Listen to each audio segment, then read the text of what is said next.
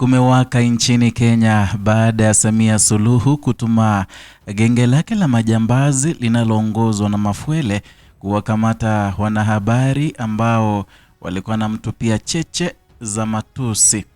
Jambo na karibu kwa taarifa zetu za TanzaPulse, na tafadhali kumbuka kusubscribe. Mvutano mpya umeibuka katika tasnia ya habari Afrika Mashariki baada ya mazito sasa yanayohusisha usalama wa wanahabari na siasa za kikanda kuibuka.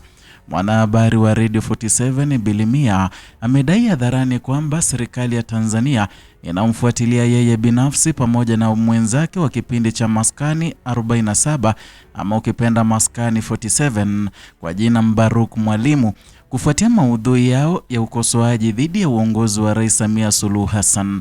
Hapa hivi ni video yake.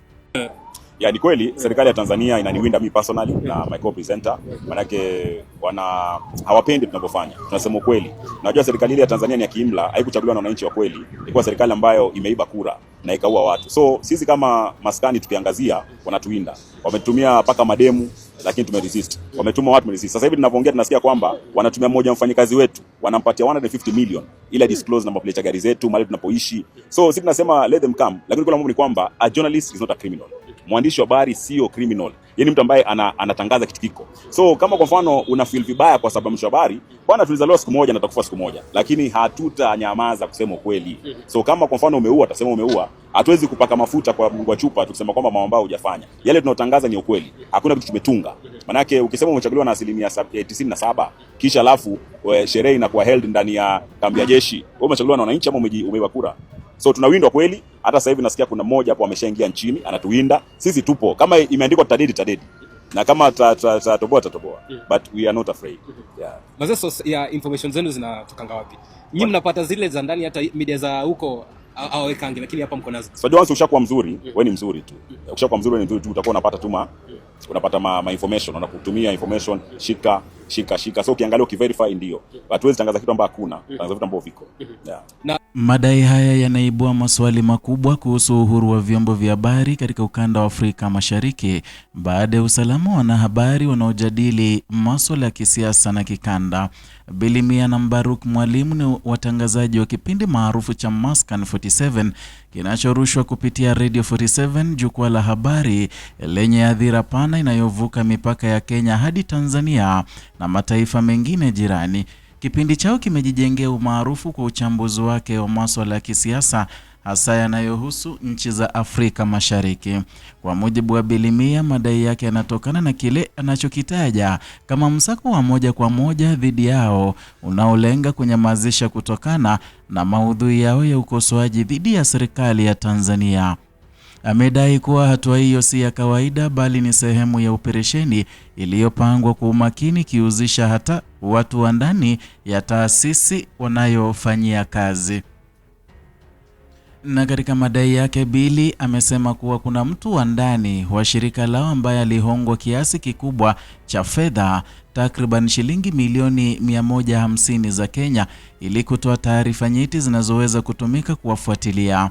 Taarifa hizo kulingana na madai yake zilijumuisha maelezo muhimu kama vile nambari za magari yao, namba ama jambo ambalo lingeweza kurahisisha ufuatiliaji wao na vyombo vinavyodaiwa kuhusika.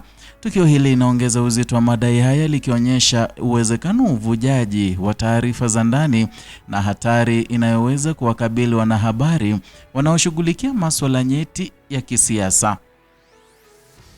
Kwa muda mrefu wawili hao walijulikana kwa msimamo wao mkali wa kukosoa sera na uongozi wa Rais Samia Suluhu Hassan, na kauli zao zilivutia hisia kali kutoka kwa wasikilizaji hasa wale wanaofuatilia siasa za Tanzania. Ukosoaji wao uliibua mijadala mikali pande zote mbili za mpaka wa Kenya na Tanzania, huku baadhi ya wafuasi wa serikali wakionyesha kutoridhishwa na maudhui hayo. Hata hivyo, mnamo Machi mwaka 2026 alilibadilika ghafla. Bilimia na Mbaruk Mwalimu walionekana kubadilisha msimamo wao hadharani, wakionyesha utayari wa kushirikiana na Rais Samia Suluhu Hassan na hata kuashiria uwezekano wa kumuunga mkono kisiasa. Mabadiliko hayo ya ghafla ya kupita bila mjadala. Wachambuzi mbalimbali walionyesha mshangao na wengine kukosoa hatua hiyo, wakisema kuwa ilikinzana na msimamo wao wa awali waliouonesha kwa muda mrefu hewani. Muktadha huu wa mabadiliko ya msimamo unaifanya hali hiyo kuwa tata zaidi, hasa ikizingatiwa kwamba madai haya ya sasa yanakuja baada ya kipindi hicho cha kubadilika kwa mtazamo wao wa kisiasa. Na katika maelezo yake, Bilimia ameendelea kuelezea hali ya sasa kama shinikizo kubwa, akidai kuwa hatua zinazochukuliwa dhidi yao zina lengo la kuwanyamazisha na kuwazuia kuendelea na kazi yao ya uandishi wa habari. Ameeleza kuwa sababu kuu ya mvutano huo ni mtindo wao wa uwasilishaji wa habari ambao umejikita katika kile anachokitaja kama kusema ukweli hata pale unapokuwa mgumu au usiopendeza kwa mamlaka. Kwa upande mwingine, madai haya yanaibua kumbukumbu za hali ya uhuru wa vyombo vya habari chini ya Tanzania katika miaka ya hivi karibuni na kwa uchaguzi mkuu Oktoba mwaka 2025. Nchini humo kuliripotia matukio kadhaa yaliyohusisha ukandamizaji wa wanahabari. Ripoti mbalimbali zilionyesha kuwa wanahabari walikumbana na vigezo na vikwazo mbalimbali, ikiwemo kukamatwa kiholela, kuzuiwa kuripoti na hata kufungwa kwa mitandao ya kidijitali hata baadhi ya maeneo.